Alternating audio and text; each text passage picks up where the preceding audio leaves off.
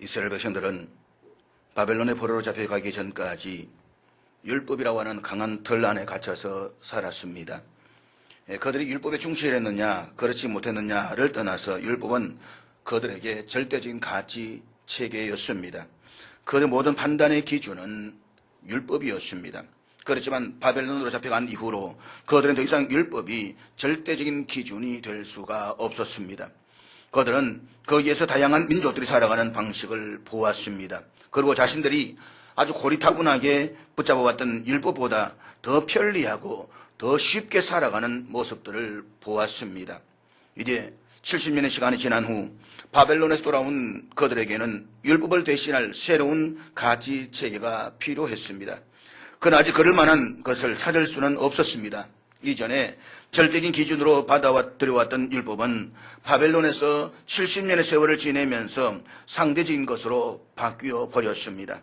율법이 더 이상 강력한 기준이 될 수가 없었습니다. 그들은 지금 가치관의 대혼란 속에서 기존에 있었던 모든 가치들을 무조건 부정하고 거부하기 시작했습니다. 율법에 얽매여서 살아가는 것보다 더 쉽고 편리한 길이 있음을 배우기 시작했다는 것입니다.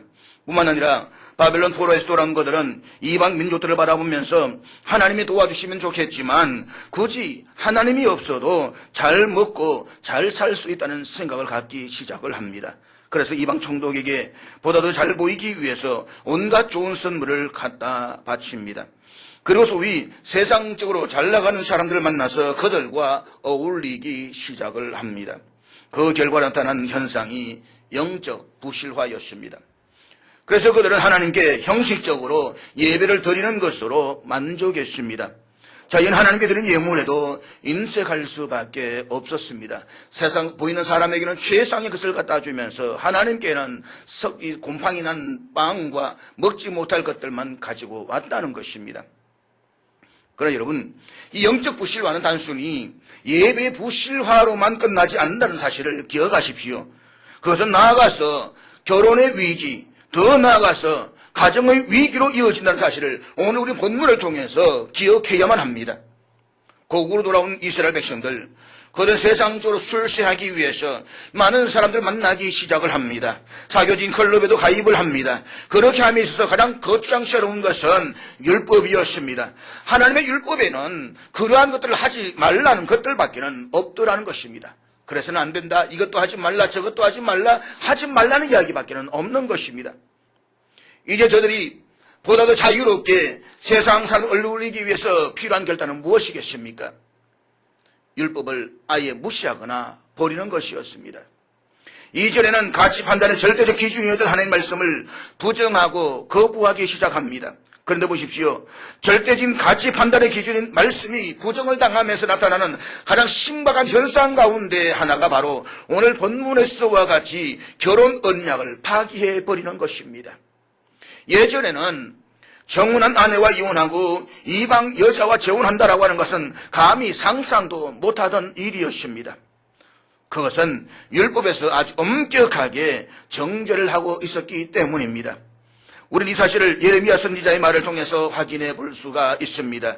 느헤미야 13장 27절 말씀, 우리 한번 같이 읽도록 하겠습니다. 같이 읽습니다. 시작. 여기 보게 되면 느헤미야 선지자는 이방 여인과 결혼하는 것은 가장 큰 죄악일 뿐만 아니라 하나님께 반역하는 것이라고 말씀을 하고 있습니다. 구약 성경은 철저하게 이방 여인들과의 결혼을 금지하고 있습니다. 그렇지만 하나님의 말씀의 기준이 무너진 저들에게 그와 같은 말씀은 한낱 메아리일 뿐이었습니다. 이제는 지도자들이나 제사장들이나 일반 백성이나 아무런 가책도 없이 그런 행동을 주지하지 않고 행하게 되었다는 것입니다. 사랑하는 여러분, 오늘 우리의 시대를 가리켜서 학자들은 절대적 권위가 사라진 시대라고 이야기를 합니다. 전통적인 문화 속에서의 가정에서의 아버지의 절대적 권위는 더 이상 존재하지 않습니다. 국가의 최고 수반인 대통령의 권위도 더 이상 인정하지 않으려고 합니다. 오늘 현대인들은 모든 것을 상대적 기준으로 적용하려고 합니다. 이것은 우리의 신앙생활에서도 그대로 나타나고 있습니다. 모든 성경은 하나님의 감동으로 기록된 하나님의 말씀입니다. 오늘 그리스도인들은 이 사실을 인정하려고 하지 않습니다. 때문에 강단의 선포자는 말씀의 권위도 인정하려고 하지 않습니다. 그저 내 귀에 들리는 소리에서만 골라서 들을 뿐이라는 것입니다.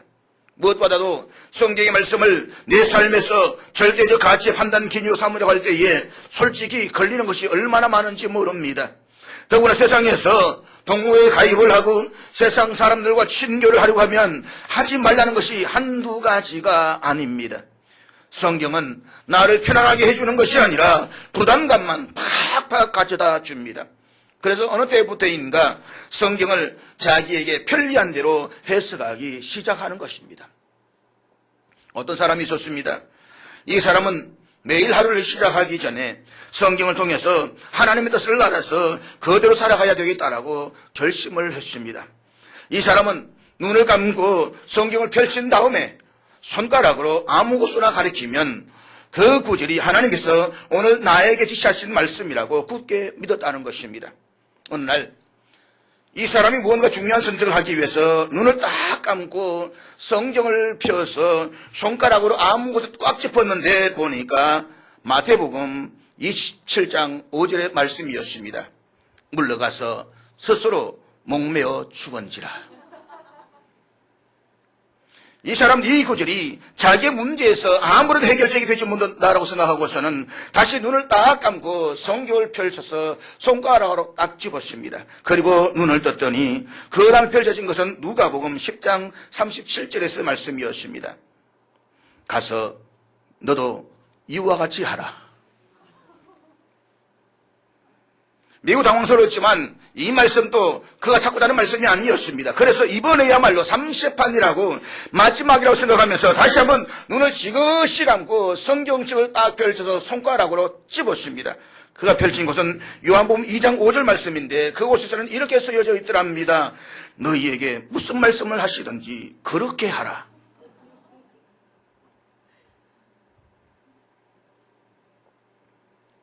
오늘 본문에서 하나님께서는 이스라엘 백성들과 세 번째 논쟁을 시작하십니다. 하나님께서는 이스라엘 백성들을 향해서 이렇게 말씀하십니다. 너희가 말로 여호와를 괴롭게 하였다. 그랬더니 이스라엘 백성들이 이렇게 반문합니다. 우리가 어떻게 여호와를 괴롭혀 드렸습니까? 사실 이스라엘 백성들을 향한 세 번째 논쟁의 주제는 이스라엘 백성들이 저지른 이방인들과의 혼합결혼과 이혼에 대한 고발장인 것입니다. 이것은 이스라엘 백성들을 더럽게 만들었고 하나님 향한 그들의 예배를 오염시켰습니다. 결혼생활에서의 신실성을 잃어버렸습니다. 그들은 하나님의 계명에 따른 절대적인 가치관을 버림으로써 하나님과의 언약을 욕되게 만들어버렸습니다. 사랑하는 여러분, 말라기에서 진행되는 성도가 타락하는 과정을 한번 정리해 보십시오. 우리가 말라기를 강의하고 있지만 지금까지 들었던 말씀을 한번 머릿속에 그리면서 성도가 어떻게 타락하는지 그 한번 과정을 한번 그려보시라는 것입니다. 저들은 처음에는 나름대로 열심히 하나님을 섬겼습니다. 그런데 그 섬김에는 다분히 보상 심리가 있는 섬김이었습니다. 그런데 아무리 섬겨도 자신들이 원하는 기대가 이루어지지를 않습니다. 오히려 하나님을 믿지 않거나 대충 믿으면서 소위 세상에서 잘 나가는 실세들에게 줄을 대는 사람들이 더 빨리 출세를 하고 더 잘 먹고 잘 살고 있더라는 것입니다. 이제 그들의 마음에는 하나님을 향한 헌신과 섬김의 회의가 찾아오기 시작을 합니다. 믿어봐도 별 볼 일 없더라. 열심히 신앙생활해도 별 볼 일 없더라. 내가 이것 가지고 세상 살면 훨씬 더 많은 것을 누렸을 텐데. 그런데 그들은 하나님 앞에 나와서 형식적으로 예배를 드리기 시작합니다. 그러면서 세상 사람들과 관계를 맺고 잘 나가는 사람들 모임에 참석도 하기 시작합니다. 사교를 잘해야 출세를 잘한다라고 판단을 하기 시작한 것입니다. 그런데 그렇게 하려고 하니까 하나님의 말씀이 자꾸만 마음에 걸리는 것입니다. 주일을 빠지니까 안식을 거룩히 지키라, 그 말씀이 내 마음에 들어옵니다. 11절 때 먹으니까 11절 하나님 것이 우리가 바치라고 말씀하는 것이 들려옵니다. 모든 것이 하나에서 10가지가 다 마음에 걸림이 되는 것입니다. 처음 사교 모임에 참석했을 때는 하나님 뭔가 자신에게 엄청난 벌을 주실 것만 같았습니다. 그런데 한두 번 참석을 하는데 아무런 일도 일어나지 않습니다. 오히려 세상 사람과 어울려서 놀다 보니까 교회에서 생활하는 것보다 훨씬 더 재미가 있습니다. 이전까지 절대적 가치 판단의 기준이었던 하나님의 말씀을 어느 순간부터 무시하기 시작합니다. 하나님이 심판하지 않는다. 하나님이 아무런 간섭하지 않는다. 하나님의 말씀 무시해버리니까 생산적으로 살아가는데 얼마나 자유로운지 모릅니다.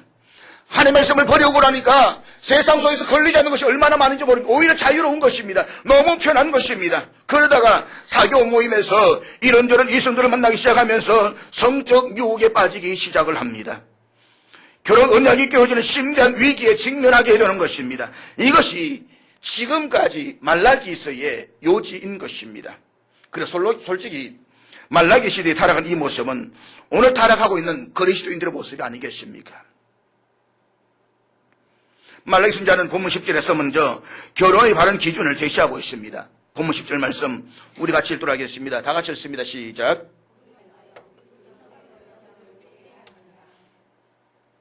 여기서 말라기는 한 아버지와 한 하나님이라는 두 개 병행하는 단어를 사용하고 있습니다.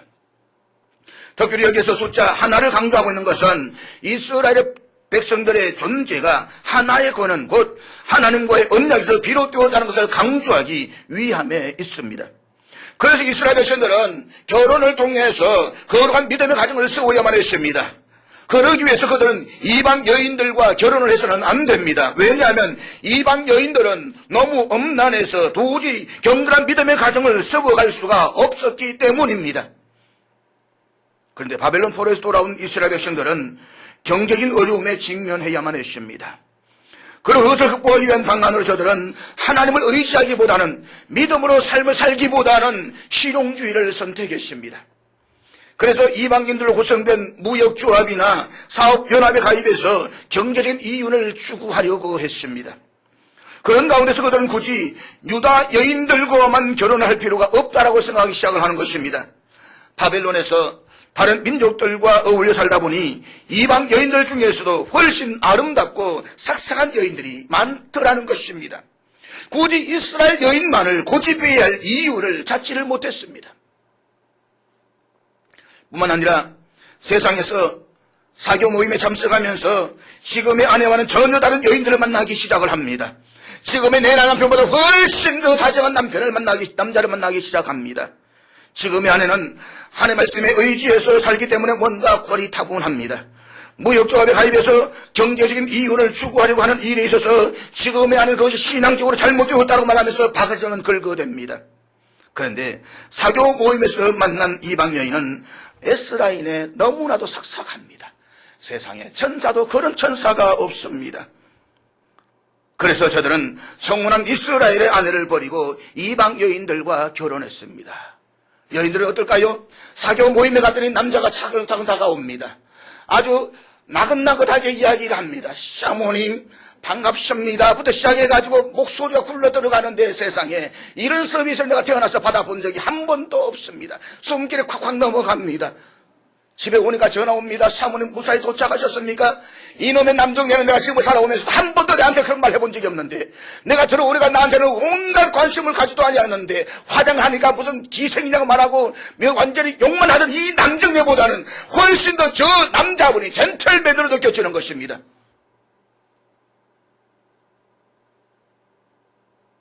그래서 오늘 성경에서는 이 사실을 놓고 이렇게 말씀하고 있습니다.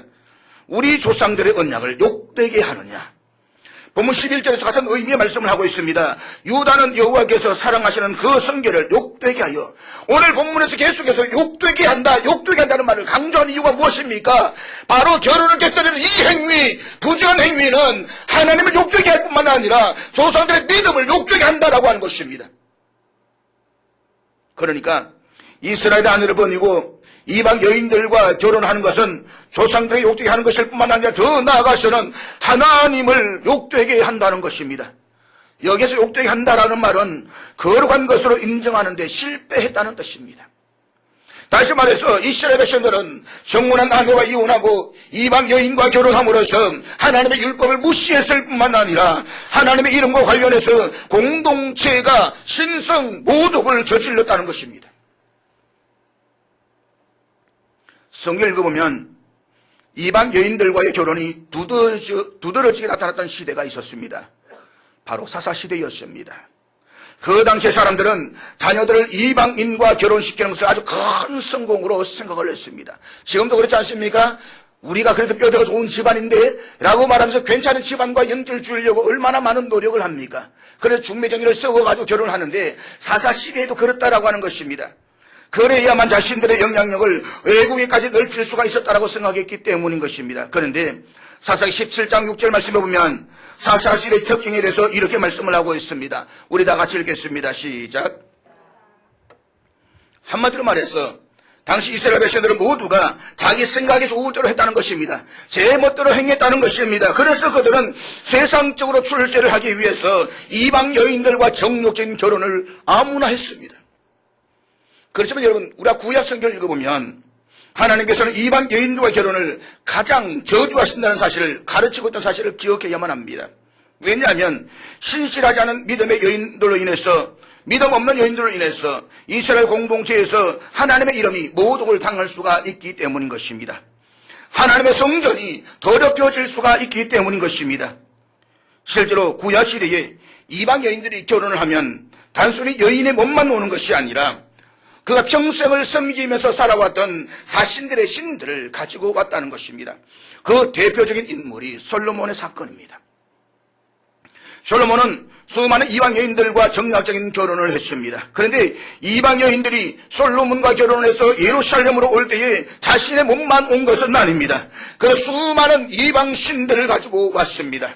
그래서 하나님의 성전을 더럽혔고 이스라엘 나라에서 하나님의 이름이 모독을 당했던 것입니다. 그럼에도 불구하고 그들은 이방 여인들과 결혼하는 것을 좋아했습니다. 이유는 이방 여인들에게는 이스라엘 여인들에게 없는 것이 있었습니다. 그것은 육체적인 아름다움이었습니다. 이스라엘 여인들의 미덕은 성경적인 지혜로 무장하는 데 있었습니다. 외모는 그렇게 아름답지 않아도 성경을 바로 알고 믿는 것이 그들의 미덕이었습니다. 그런데 이방 여인들은 성경을 완전히 무시한 반면에 육체적으로 아주 아름답고 매력적이었습니다. 처음에는 정략적으로 이방의 공주들과 결혼했던 솔로몬도 점차 그들의 아름다움에 빠져들게 되었습니다. 그래서 나중에는 보다 적극적으로 이방 여인들의 마음을 얻기 위해서 이방 여인들의 신앙을 인정해 주었고 산당까지 지어지면서 타락하고 말았던 것입니다. 바벨론에서 돌아온 이스라엘 백성들이 바로 그랬습니다. 그런 이방 여인들의 육체적인 아름다움을 알게 되면서 이스라엘 여인들을 버리고 그들과 결혼하기 시작했습니다. 창세기 6장에 보면 성경은 노아의 홍수가 일어난 원인에 대해서 하나님의 아들들이 사람의 딸들의 아름다움을 보고 아내로 삼았기 때문이라고 말씀을 하고 있습니다. 여기서 하나님의 아들들은 하나님을 믿는 경건한 백성들의 자녀들을 가리키는 것입니다. 그런데 그들이 더 이상 말씀에 따라서 결혼하지 않고 육체의 정욕을 따라서 결혼하기 시작을 했습니다. 이처럼 혼인의 순결이 깨져버린 것은 노아의 홍수가 일어난 가장 큰 원인 가운데 하나였다는 것입니다. 사랑하는 여러분, 소돔성이 유황불에 멸망당했던 이유를 아십니까? 물론 여러 가지 원인이 있겠지만 가장 큰 원인은 소돔의 남자들이 정상적인 결혼 생활을 하지 않고 동성애에 빠져버렸기 때문입니다. 창세기 19장 5절 말씀 우리 같이 읽도록 하겠습니다. 다 같이 읽습니다. 여기서 상관하리라. 상관하리라는 말씀은 우리가 강간하겠다 이 말입니다. 우리가 성폭행하겠다 이 말입니다. 남자가 남자를 성폭행한다. 동성애인 것입니다. 기억하십시오. 동성애는 분명히 죄악인 것입니다. 성적 소수자들인 동성애자들의 인권을 보호하고 저들을 사랑해야만 합니다. 그러나 동성애는 하나님께서 가장 싫어하시는 죄악인 것입니다. 우리가 이것을 잊어버려서는 안 되는 것입니다. 어떤 이야기로도 어떤 이론으로도 동성애는 미화될 수가 없는 것입니다. 사랑하는 여러분, 하나님께서 세상에 대해 인내하시는 이유는 육체의 정욕을 십자가에 못 박고 자신을 거룩하게 지키는 경건한 백성들을 얻기 위해서입니다. 하나님은 수많은 모래 가운데 한 알갱이의 사금을 찾는 심정으로 경건한 백성들을 찾으십니다. 그리고 그런 사람을 찾았을 때에 목자가 이런 양을 찾은 것처럼 크게 기뻐하십니다. 여러분, 사람이 존귀해지려면 성적으로 추해지지 말아야만 합니다. 그러기 위해서는 철저하게 하나님의 제시한 말씀의 원리에 따라서 결혼해야만 합니다. 그리고 하나님의 말씀에 따라서 거룩한 믿음의 가정을 세워가야만 합니다. 바벨론에 돌아온 이스라엘 백성들은 자신들이 지금까지 우물한 개구리로 살아왔다는 생각을 갖기 시작을 합니다. 지금 이스라엘 백성들에게는 기존의 절대적인 가치관을 다른 새로운 가치관이 필요했습니다. 그런데 그것을 위해서 거대한 일이 무엇입니까? 결혼의 언약을 깨고 이방 여인들과 결혼한 것입니다. 그것은 이스라엘 공동체를 허물어뜨리는 행위였습니다. 그것은 하나님의 이름을 욕되게 만드는 믿음을 저버린 행위였습니다. 지금 말라기 선지자는 이스라엘 백성들이 정결을 버리고 결혼 상대를 배반했다라고 지적하고 있습니다. 그러므로 선지자는 이스라엘 백성들이 그 가증한 행위를 행하였다 책망하고 있는 것입니다. 이 말은 하나님께서 지극히 혐오스러워하시는 검증된 행동을 너희들이 지금 저지르고 있다는 것입니다. 사랑하는 여러분, 바벨론에서 돌아온 이스라엘 백성들에게는 두 가지 해야 할 일이 있었습니다. 첫째는 경건한 예배를 회복하는 것이었습니다. 무너진 예배를 다시 회복하는 것이었습니다. 그리고 둘째는 하나님이 기뻐하시는 삶의 원리를 회복하는 것이었습니다. 그것은 하나님의 말씀에 선 경건한 가정을 만들어가는 것입니다. 하나님이 기뻐하시는 건강한 가정을 세워가는 것입니다. 기억하십시오. 우리 하나님은 결코 인색한 분이 아니십니다. 우리가 하나님께서 제시하시는 바른 원리대로 살아가기만 하면 어떤 상황에서도 하나님은 우리에게 복과 평강을 내려주십니다. 그러므로 내 가정이, 우리나라가 정말 하나님께서 복받기를 원한다고 한다면 하나님이 기뻐하시는 원리가 무엇인지부터 생각하셔야만 합니다. 그것은 바로 하나님을 섬기는 경건한 믿음의 가정을 세워가는 것입니다. 하나님이 내 가정의 주인이 되게 하시는 것입니다. 하나님께서 세상 만물을 창조하시고 아담을 만드셨습니다. 그리고 아담이 혼자 있는 것이 보기에 좋지 않아서 그를 잠들게 한 이후에 그의 갈빗뼈를 취하여서 하와를 만들었습니다. 그리고 하나님께서는 직접 하와를 붙잡고 아담에게로 이끌어 오신 후에 당신의 주례로 인류의 첫 결혼식이 진행이 됩니다. 하나님께서 그 결혼식에서 수레사로 이들 부부에게 이렇게 당부의 말씀을 하셨습니다. 창세기 2장 24절 말씀 우리 같이 읽도록 하겠습니다. 다 같이 읽습니다. 시작. 결혼은 남자와 여자가 한 가정을 이루는 것입니다. 많은 남자와 많은 여자가 이루는 결혼이 아니라 한 남자와 한 여자가 만나 한 가정을 이루는 것입니다. 그렇기 때문에 결혼은 하나님 앞에서 절대적인 것입니다. 사람들은 결혼의 신성함을 깨달는 것이 얼마나 큰 죄악인지를 잘 모르는 것 같습니다. 사람이 저지르는 가장 무서운 죄악 가운데 하나가 바로 자기 정욕 때문에 결혼 언약을 깨뜨리는 것입니다. 요즘은 이혼한 사람들이 워낙 많기 때문에 사회적으로 그렇게 문제가 되지 않을는지 모릅니다. 그러나 하나님 앞에서는 여호와께서 사랑하시는 그 성결을 욕되게 하는 일이 될 것입니다. 그럼 사랑하는 여러분, 우리는 천사도 흠모하는 아름다운 가정을 만들어 가야만 합니다. 하나님이 기뻐하시는 그 가정을 세워가야만 합니다. 어떻게요? 예수 그리스도를 중심에 모시면 됩니다. 그러면 그 가정 자체가 성전이 될 것입니다. 주님이 그 가운데 계시면서 성령으로 늘 새롭게 해주십니다. 성령이 함께 하시면 모든 일에는 진부함이 없습니다. 부부관계도 마찬가지입니다. 잊지 마십시오. 부부의 관계가 타락하면 안 됩니다. 물론 살아가면서 서로에 대해서 실망할 일도 생길 것입니다. 사람 마음도 예전처럼 뜨겁지 않을 수도 있습니다. 그때 부부관계는 권태기란 이름으로 위기가 찾아올 것입니다. 그러나 그럴 때에라도 우리가 반드시 기억해야 될 것은 부부의 관계가 타락해서는 안 된다는 것입니다. 부부의 관계가 늘 새로우려면 여러 부분에서 서로가 노력해야만 합니다. 그래서 특별히 신앙적으로 함께 계속해서 자라가도록 서로 노력해야 하는 것입니다.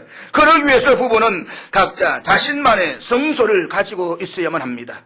부부와 함께 성전을 이루기도 해야 되겠지만 각자 개인적으로 하나님께 나아가서 죄사함을 받으며 성령을 주원받는 자신만의 골방을 가지고 있어야 되는 것입니다. 믿지 않는 사람들의 결혼도 하나님 앞에서는 신성한 것입니다. 그렇기 때문에 결혼한 모든 사람들의 가정을 깨뜨려서는 안 되는 것입니다. 그렇지만 믿지 않는 사람들의 부부관계는 계속해서 신실할 수는 없습니다. 그렇기 때문에 늘 위태롭기 마련인 것입니다. 기껏해야 여행을 가거나 영화를 보거나 음악회 가는 것이 고작인데 그런 것으로는 기분 전환할 수 있을지 몰라도 궁극적으로 마음을 새롭게 할 수는 없습니다. 그러므로 예수 그리스도 안에서 서로가 하나가 되어야만 합니다. 서로 돕는 대필이 되어서 믿음 안에서 성장해 가야만 합니다. 가정은 교회와 더불어 하나님이 우리에게 주신 삶의 두 가지 중요한 기초 단위입니다. 이것이 무너지면 삶의 다른 부분도 같이 무너지게 되어져 있습니다. 그러므로 결혼의 언약이 얼마나 중요한 것인가를 잊지 마십시오. 특별히 말라기 선지자는 이스라엘 백성들의 기도가 응답되지 않는 가장 중요한 이유를 지금까지 두 가지로 지적하고 있습니다. 그 하나는 하나님 앞에서 예배가 무너졌기 때문입니다. 그 오늘 본문에서는 결혼의 언약이 깨어지고 정욕적으로 결혼했던 사실을 있음을 지적하고 있습니다. 그것이 오늘 본문 12절 말씀인데 우리 12절 다 같이 읽도록 하겠습니다. 같이 읽습니다. 시작. 여러분, 우리들에게 중요한 문제는 세상에서 얼마나 행복하게 사느냐라고 하는 것이 아니라 하나님이 우리를 얼마나 기뻐하시며 축복하시느냐에 있습니다. 이스라엘 백성들은 말씀을 저버리고 다른 나라들을 따라가는 것이 잘 사는 길이라고 생각을 했습니다. 그래서 12절의 말씀에 보면 이스라엘 지도자들 중에서도 결혼의 언약을 깨뜨린 사람들이 많았고 그들의 가르침을 받아서 열심을 내던 사람들 중에서도 결혼의 언약을 깨뜨린 사람들이 많이 있었습니다. 그러나 하나님은 그런 자들을 향해서 장막을 끊어버리겠다고 말씀하십니다. 야곱의 장막 가운데서 끊어버리시리라. 야곱의 가문에서 그의 후손을 지워버리겠다는 말씀인 것입니다. 후손의 씨앗을 없애버리겠다는 것입니다. 내 때에서 끝나버리라. 그 다음은 일어나지 못할 것이다. 이 말씀인 것입니다. 이 말씀이 얼마나 무서운 저주인가를 우리는 기억해야 되는 것입니다. 그들은 나름대로 신앙이 좋다라고 알려진 사람들이었습니다. 그러나 여러분, 결정적인 부분에서 그들은 세상을 따라가 버렸습니다. 다른 부분에서는 흠잡을 데가 없었지만 결혼했을만큼은 말씀에 순종하지 않고 자기 욕심을 쫓아가 버린 사람들이었습니다. 하나님은 그런 자들의 기도나 봉사를 받지 아니하실 뿐만 아니라 축복도 하지 않겠다라고 말씀하십니다. 그러면서 본문 13절에서 이렇게 말씀하고 있습니다. 13절 말씀 같이 읽겠습니다. 시작. 그 당시 이스라엘 백성들은 아주 일찍 정혼을 했습니다. 말이 정혼이었지 법적으로는 이미 결혼한 것이나 다름이 없었습니다. 신랑이 신부 아버지에게 신부 대금을 치르기 전까지 실제적인 동거만 하지 않았을 뿐입니다. 그런데 바벨론에서 돌아온 이스라엘 백성들은 어릴 때 정혼한 여자를 버리고 이방 여자들과 결혼을 해버렸습니다. 그런데 문제는 한 번 정혼한 여자는 법적으로 이미 결혼한 신분이기 때문에 다른 여자와 남자와 결혼할 수가 없습니다. 이렇게 실제적인 결혼 생활은 해보지도 못한 채 이혼을 당한 여자들은 날마다 성전을 찾아와서 남편을 돌려달라고 울면서 하나님께 하소연하며 기도했다는 것입니다. 하나님은 그 모습을 참아 볼 수가 없다라고 말씀을 하십니다. 이방 여자들은 돈을 주어서 내보내고 어릴 때 정혼한 여자와 다시 결합하라고 말씀을 하십니다.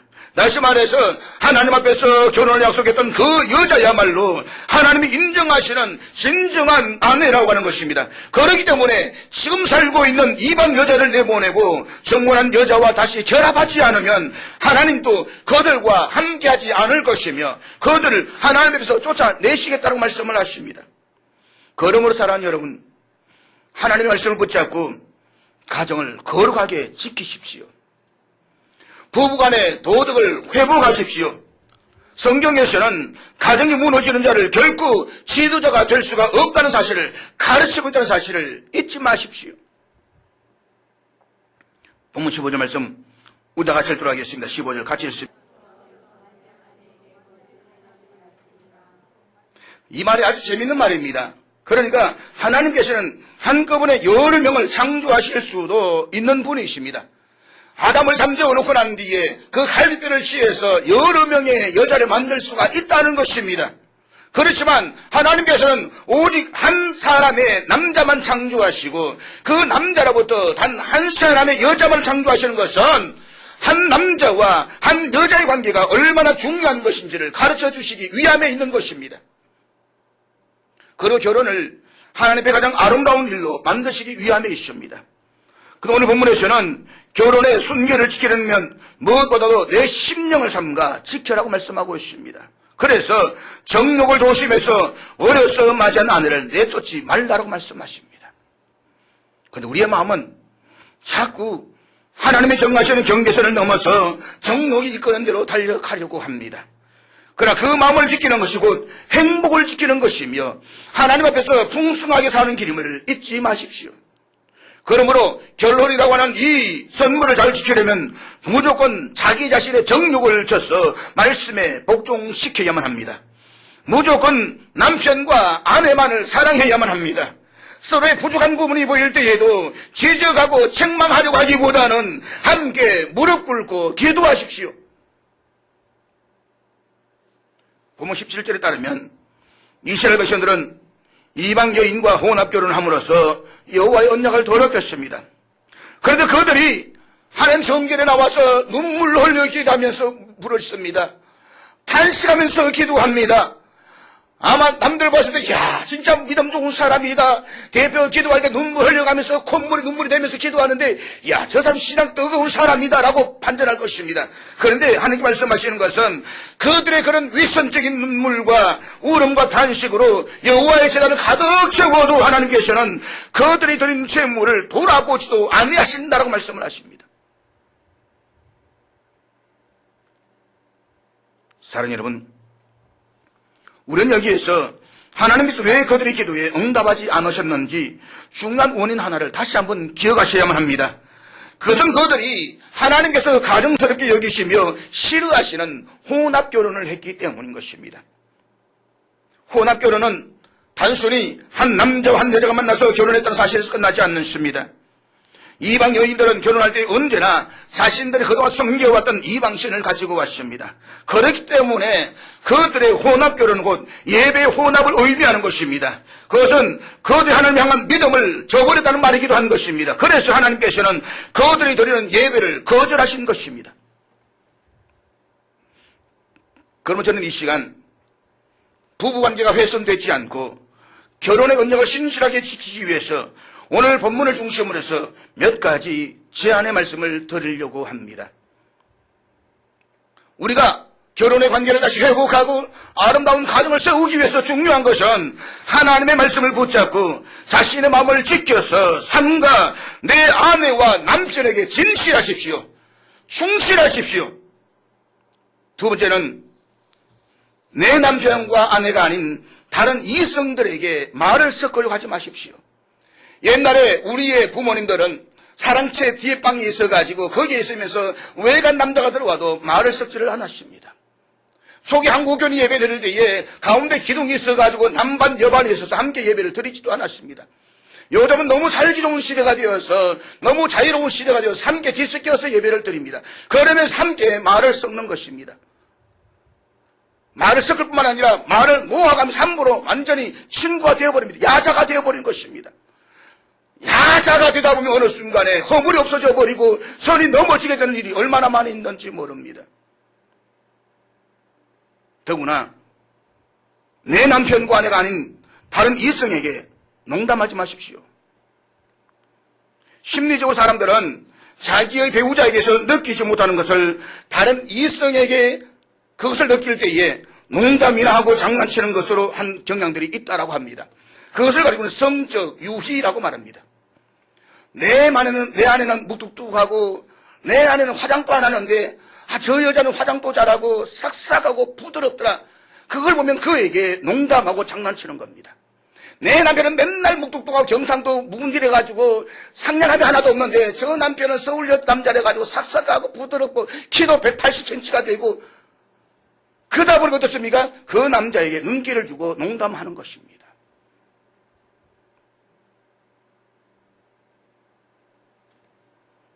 특별히 배우자가 아닌 이성들과 농담을 하고 장난을 치다가 어느 순간에 넘지 말아야 선을 넘어버린 일들이 얼마나 많은지 모릅니다. 죄송하지만 오늘 한국 교회 안에서 성도들 간 이성의 문제가 얼마나 심각한 것인가라고 하는 것은 상담하고 있는 사람들의 소리를 들으면 끔찍할 정도입니다. 어떻게 예수 믿는 사람이 이런 일을 할 수 있을까 싶을 정도로 끔찍한 사건들이 오늘 교회 안에서 비일비재하게 일어나고 있는 것입니다. 그러고서도 내가 예수 믿노라고.